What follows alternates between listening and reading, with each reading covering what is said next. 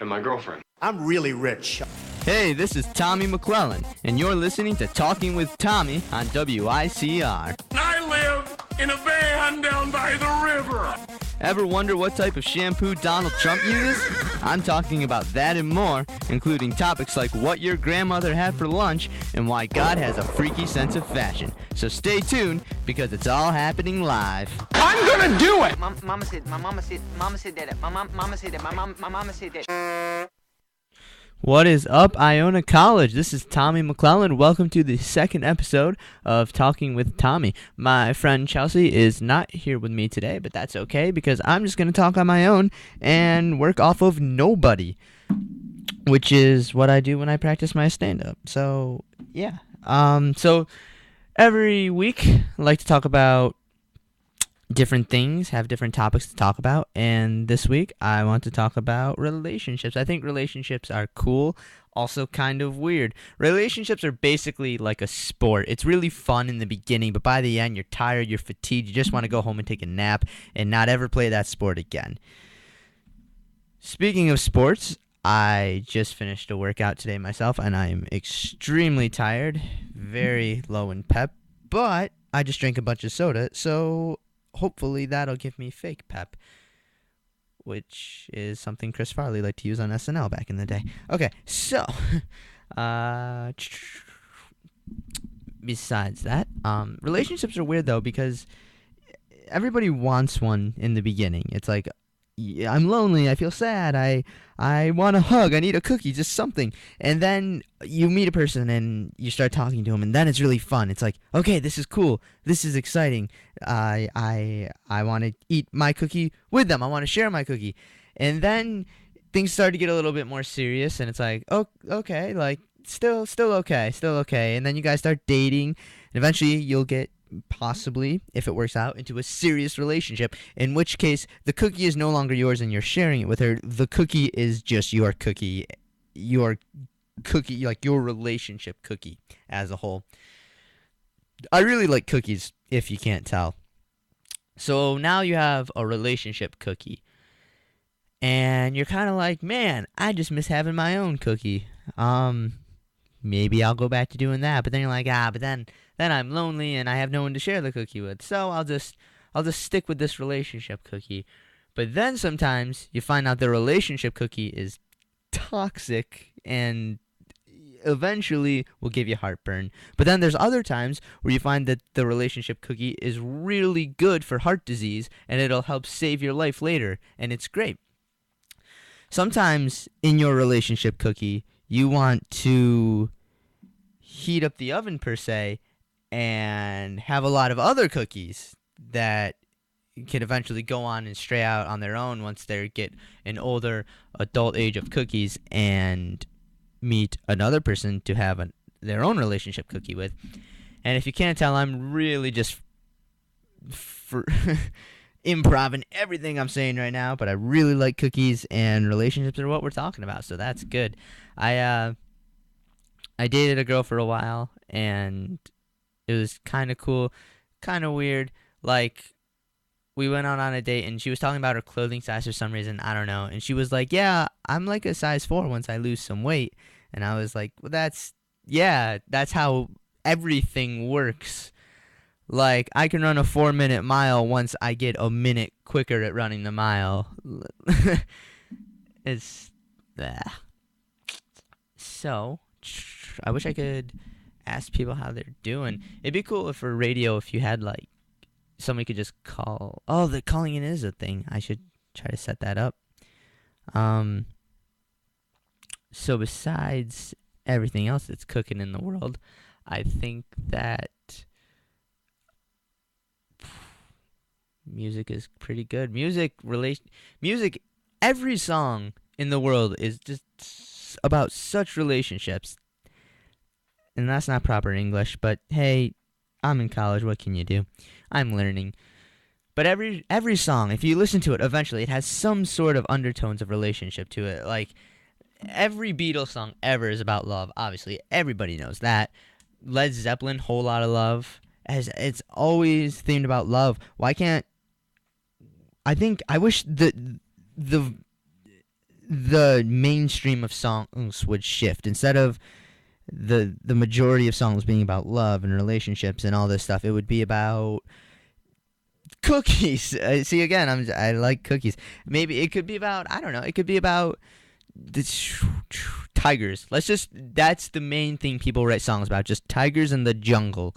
Tigers are cool animals, and that'd be an interesting theme to go by. How many songs could a person write about tigers? You would think not a lot, but then again, a lot of people write a lot of songs about love, and come on, how many different experiences do people really have? Genuinely.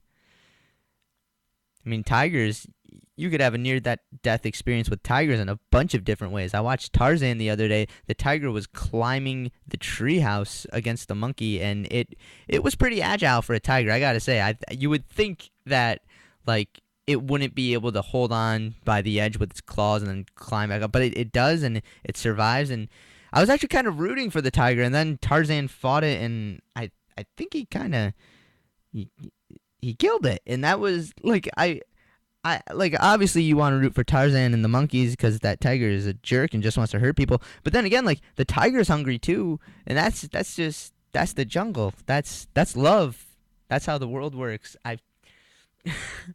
Oh god. So besides that, love is weird, man. Love is really weird.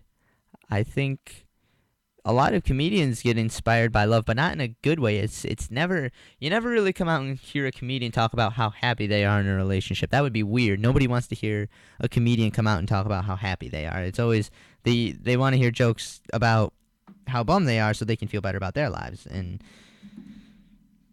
like, I know Chris Rock just got divorced, which is so weird because I thought, like, he's has so much material on marriage and love and relationships, but he's been married for so many years, and I thought he was going to maybe stick with it, but no, he's not, and now he's hosting the Oscars. So, connection, probably. He did host the Oscars back in 2005, so I don't know. Maybe it was downfalled from there. Who knows? The Oscars, though, that's nuts. I'm so excited for the Oscars.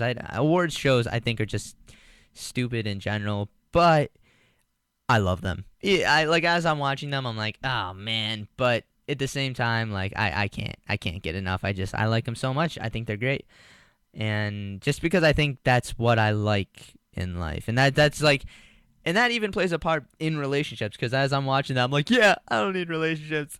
I'm gonna do stand up, or yeah, Leonardo DiCaprio almost won an Oscar. He didn't, but he's not in a relationship. So again, coincidence? I don't think so. Oh god. I wish I could come out and talk about, like, sports or something. You know a lot about sports. I don't know anything about sports. The closest thing I know about sports is running, and who's interested in running? I'm not. And again, like, if you go on a date with somebody and want to pursue a relationship with them, sports sometimes is a cool thing that you can talk about, because, you know, people might know, like, about football or basketball or even soccer, but nobody knows about running. Why would anybody know about running? I wish they did. I think it's really cool. Running is my favorite. But, like, oh, did you hear, like, Galen Rupp won the marathon trials? It's like, no, because I was living my life. Meb? Who's Meb? Oh, he's 41 and he's the second qualifier for the marathon trials. That's great. I watched the Super Bowl, and that's about it. So, relationships are just, I think, I mean, like, I feel like I'm being really cynical on relationships right now, but I definitely do think they make life worth living. They're fun and they're great, and even if it's not a romantic styles relationship, a relationship with your family is obviously, that's great. Friendship makes the world go round. You know, Barney taught me that, and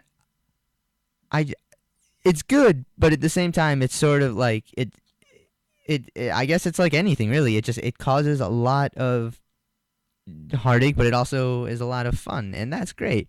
And I feel like right now, me talking on the radio is great, and it's awesome, and it's fun. But in any other context, if I was just context, not contacts, contacts are something you put in your eyes that I cannot put in my eyes. But in any other context, if I was just sitting in a room talking to myself in a corner, I would look nuts.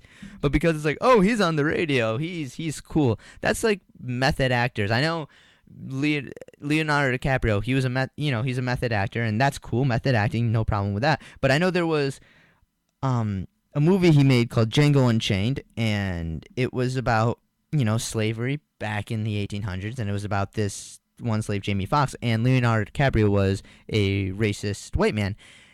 And to get in character, Leonardo DiCaprio acted very racist towards Jamie Foxx, which, helped him get into character, helped him give a great performance. But in any other situation, nobody would be like, oh, that's respectable, he's trying to do a good job. They would be like, Leonardo DiCaprio's really racist. What the heck?